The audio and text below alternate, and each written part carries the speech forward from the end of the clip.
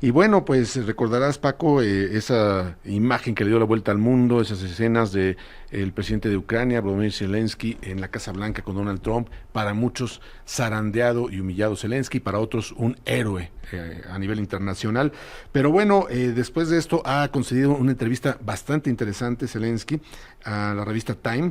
Y para hablar de ello, tenemos en la línea a Carlos Bravo Regidor, analista político. Carlos, muy buenas tardes, pues sin duda alguna bastante interesante esta entrevista, ¿no?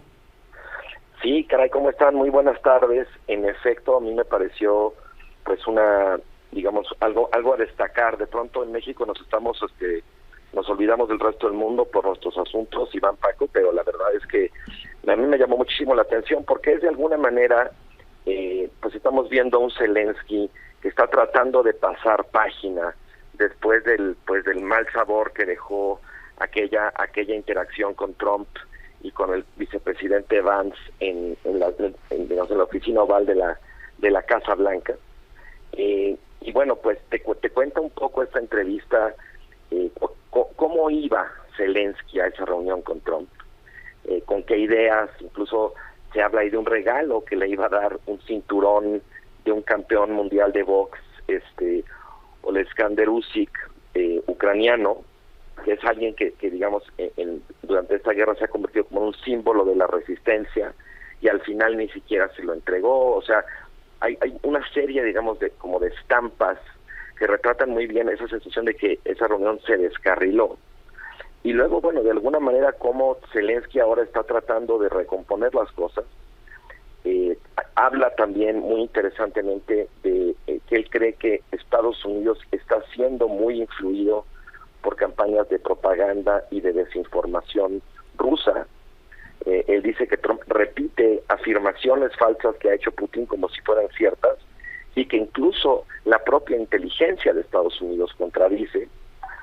Trata de poner mucho énfasis en que Estados Unidos no puede confiar en Putin.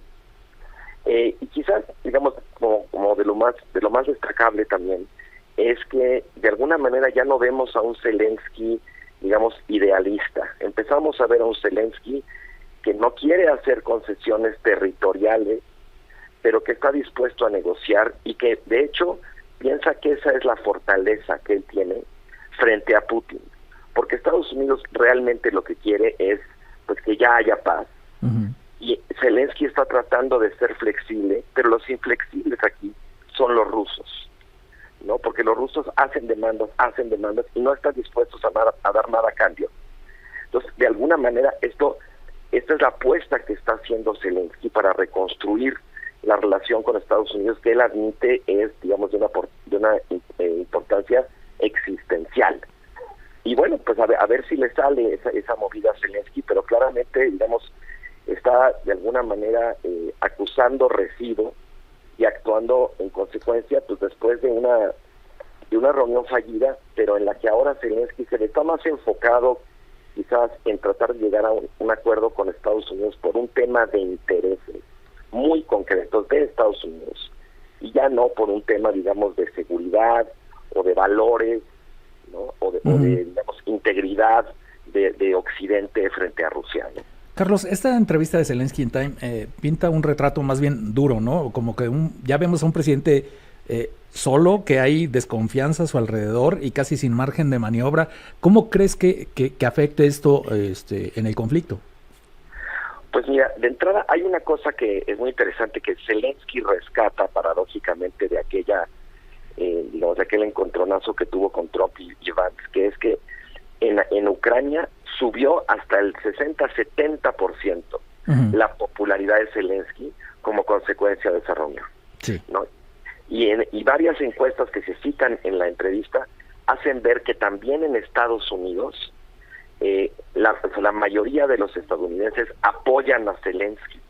Entonces, Zelensky sí se ve, como bien decías, solo, endurecido, pero al mismo tiempo está tratando de renovar su acercamiento con Estados Unidos, y bueno, está más fuerte él internamente en Ucrania, y aquel desencuentro le dio más fuerza dentro de Estados Unidos, como más apoyo a la mayoría de estadounidenses, incluso a los conservadores. A los republicanos no les gustó ese episodio, y quieren que Estados Unidos apoye a Ucrania. La pregunta es aquí, en qué términos, ¿no? Porque sí, como te decía, el hecho de que ahora se enfoque más en los intereses de Estados Unidos para no abandonarlos, que por ejemplo entrar a la OTAN o a la Unión Europea, que era lo que quería en un principio Zelensky, pues también te habla de que pues ya no tiene dónde poner sus apuestas si no es con Estados Unidos, ¿no? Y está muy difícil porque, como sabemos, pues Donald Trump tiene un trato preferencial, por llamarle de alguna manera, con Putin. Pues sí, bueno, ahí la dificultad también es, estamos acostumbrados a ver encuentros, digamos, entre personajes líderes mundiales que se formaron en la política, ¿no? A veces uno que se formó en la política con un outsider, pero aquí son dos outsiders que llegaron a despotricar de la política en cada uno de sus países, y bueno, es raro ver esto, ¿no? Completamente, es una muy buena observación, sí, ninguno de los dos había tenido un puesto público antes de inaugurarse en la presidencia, ¿no? Y sí, pues en cierto sentido también es posible que eso esté afectando la manera en que se desenvuelven, aunque yo creo que Zelensky ha tenido una escuela muy dura y muy rápida con la guerra, y Trump pues ya tuvo un periodo anterior, pero sigue siendo una figura como que rehúye de la posibilidad de normalizarse, ¿no? Pues sí, entonces eso pues, quizá dificulte mucho, como dices, pues un posible encuentro, un posible entendimiento, más allá de los intereses, como dices tú, pues Zelensky quizá por ahí le esté dando el clavo, que sea por el lado de los intereses como pueda tener un acercamiento, ¿no?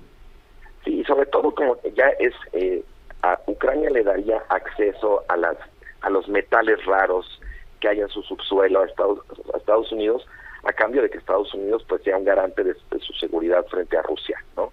Putin ha sido, digamos, muy renuente siquiera a sentarse a negociar eso. Él sigue insistiendo, acuerdan un cese al fuego y acto seguido lo rompe y bombardea, digamos, territorios fundamentalmente poblados por civiles.